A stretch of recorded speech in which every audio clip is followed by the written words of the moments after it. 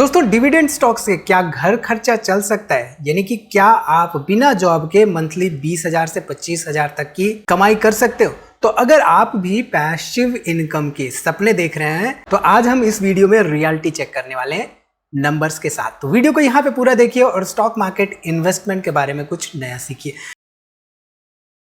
नमस्कार दोस्तों, मैं उमेश त्रिपाठी आपका स्वागत करता हूं स्टॉक फॉर रिटेल पर स्टॉक मार्केट से जुड़ी एक नई जानकारी के साथ। तो जब भी हम डिविडेंड की बात करते हैं तो डिविडेंड क्या होता है? मान लीजिए हमने किसी सर्टेन स्टॉक में एस में, स्टॉक का नाम एस है, इस एस में हमने इन्वेस्टमेंट कर रखा है।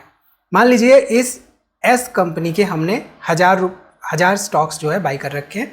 इसमें हमारा इन्वेस्टमेंट है 1 लाख रुपए का। ठीक, तो यहाँ पे कंपनी जो एस है, ये कंपनी अपने एग्जिस्टिंग इन्वेस्टर्स को एक सर्टेन अमाउंट डिविडेंड के तौर पे देने की घोषणा करती है। मान लीजिए पर शेयर यहाँ पे 5 रुपए का डिविडेंड देने की घोषणा करती है। तो ऐसे में आपके पास 1000 शेयर्स हैं तो आपको 5,000 रुपए यहाँ पे मिल जाएंगे, आपके बैंक अकाउंट में आ जाएंगे। ये डिविडेंड इनकम हो जाएगी। अब यहाँ पे 5,000 रुपए से घर खर्चा चलेगा क्या? नहीं, राइट। घर खर्चा तो आमतौर पे 20,000 25,000 है और बेंगलोर जैसे सिटीज़ में तो 60,000 70,000 से ऊपर एक नॉर्मल फैमिली का घर खर्चा हो जाता है। तो ऐसे में हमें ये समझना होगा कि नंबर्स के पीछे की थ्योरी क्या है और जो डिविडेंड स्टॉक्स होते हैं उनमें जो डिविडेंड मिलता है क्या उनसे वाकई में घर खर्चा चल सकता है या नहीं। तो इसको समझने के लिए हम कोल इंडिया का यहाँ पे एग्जाम्पल ले लेते हैं जिससे आपको अच्छे तरीके से समझ में आ जाएगा। कोल इंडिया में आप देखिए तो 6% का यहाँ पे डिविडेंड यील्ड देखने को मिल रहा है। अब दो चीजें होती हैं, डिविडेंड यील्ड होता है और डिविडेंड परसेंटेज होता है। तो आपने कई जगह सुना होगा कि कंपनी ने 100% डिविडेंड दे दिया। अब यहाँ पे 100% डिविडेंड दे दिया और 6% डिविडेंड यील्ड कंपनी का है। ये दो बातें हो गई। मान लीजिए कि कंपनी ने 10 रुपए का डिविडेंड दिया तो ऐसे केस में ये 100% का डिविडेंड हो जाएगा, यानी कि 100% डिविडेंड। ये कैसे हो जाएगा?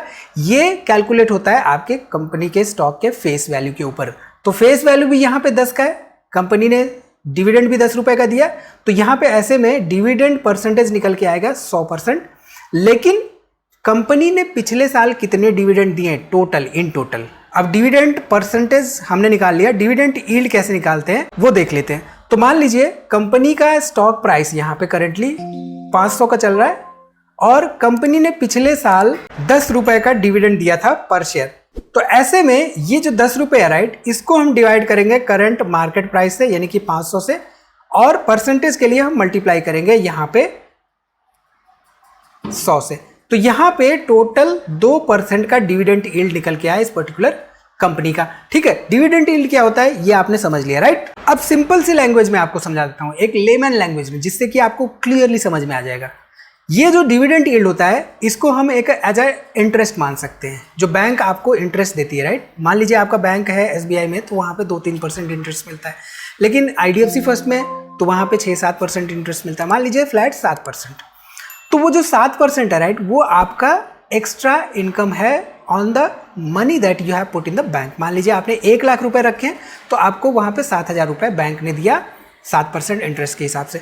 तो यहाँ पे dividend yield is nothing but it is equivalent to your interest which you get in the bank. ठीक, अब यहाँ पे वही चीज नहीं है, बट मैं आपको एक लेमन लैंग्वेज में समझाने के लिए बता रहा हूँ कि ये आपको एक इंटरेस्ट की तरह मिलता है। तो जरूरी नहीं कि आपको हर साल वही सेम मिले, लेकिन बैंक्स में हर साल वही सेम मिलता है। यहाँ पे डिविडेंड यील्ड चेंज होते रहते हैं। वो कैसे चेंज होते रहते हैं? प्राइस के ऊपर डिपेंडेंट रहता है, राइट। तो प्राइस मान लीजिए कम हो गया, डिविडेंड यील्ड यहाँ पे बढ़ जाएगा।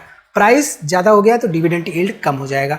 ठीक, तो यहाँ पे ये जो पर्टिकुलर अमाउंट है ये माना जाता है कि 6% का आपको एक तरह से पैसिव रिटर्न्स मिलता है on the money that you have invested. ठीक है, अब आते हैं मेन कैलकुलेशन पर, यानी कि घर खर्चे के ऊपर। तो हमारा घर खर्चा यहाँ पे मान लेते हैं 20,000 का, राइट।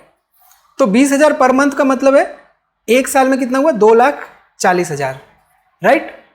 तो ये 2,40,000 रुपए डिविडेंड के तौर पे पाने के लिए कितना इन्वेस्टमेंट करना पड़ेगा एक ऐसी कंपनी में जिसका कि डिविडेंड यील्ड मान लेते हैं 7% का है। तो सिंपल सा कैलकुलेशन यहाँ पे हो जाता है कि 7% इंटरेस्ट जैसा रिटर्न्स। ठीक, तो 7% किस अमाउंट पे रिटर्न्स मिलता है? 2,40,000 होता है। ये सिंपल सा कैलकुलेशन, मैथमेटिकल कैलकुलेशन हो जाता है, जो कि निकल के आता है करीब करीब 34 से 35 लाख, यानी कि छोटा अमाउंट नहीं है।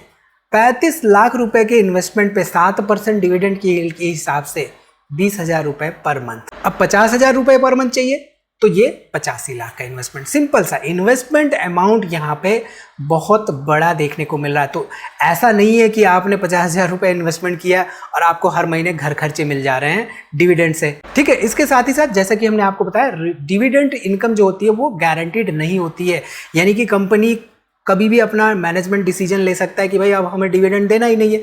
भले ही कंपनी ने पास्ट परफॉर्मेंसेस, पास्ट डिविडेंड्स दे रखे हों, बट मैनेजमेंट अगर डिसाइड कर लिया कि हमको डिविडेंड नहीं देना है तो ऐसे में डिविडेंड नहीं मिलेगा। तो ये एक गारंटीड चीज नहीं होती है। एंड मोर ओवर कंपनी का अगर प्रॉफिट कम हो जाता है तो ऐसे में डिविडेंड भी कम हो सकता है। तो इन बातों का भी हमें ध्यान देके चलना होता है, ठीक है। इसके साथ ही साथ कुछ और रिस्क भी होते हैं, खासतौर पे ग्रोथ रिलेटेड रिस्क, यानी कि जो company mostly dividend, high dividend pay करती है, ऐसी कंपनियां, मान लीजिए कि 100 रुपए अर्न कर रही है, प्रॉफिट कर रही है, इनफैक्ट 100 रुपए में से अगर 80 रुपए डिविडेंड दे रही है, तो डिविडेंड पे आउट रेशियो अगर हम मान लें 80%, तो ऐसे में तो पूरा का पूरा वो अपना प्रॉफिट निकाल दे रही है अपने एग्जिस्टिंग इन्वेस्टर्स को। तो 20 रुपए में कहां से ग्रो करेगी कंपनी?